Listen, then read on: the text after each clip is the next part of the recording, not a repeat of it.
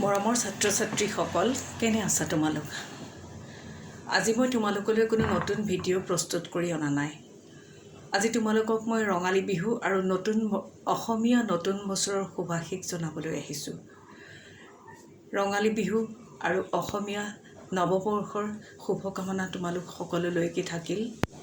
নতুন বছৰটোৱে তোমালোকৰ পৰিয়াললৈ যেন সমৃদ্ধি আৰু আনন্দৰ বতৰা কঢ়িয়াই লৈ আহে।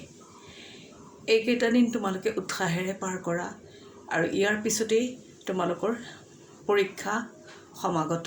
গতিকে নতুন উৎসাহেৰে তোমালোকে পৰীক্ষাৰ কাৰণে প্ৰস্তুতি চলাই যাবা, এই মই আশা কৰিছোঁ। শেষত আকৌ পুনৰবাৰ তোমালোকলৈ হিয়া ভৰা আন্তৰিক আশীৰ্বাদ যাচিলোঁ, যাতে সকলোৰে গোটেই বছৰটো সুখে সন্তোষেৰে আৰু সুস্বাস্থ্যৰে পাৰ হৈ যায়, এই কামনা কৰিলোঁ। ধন্যবাদ।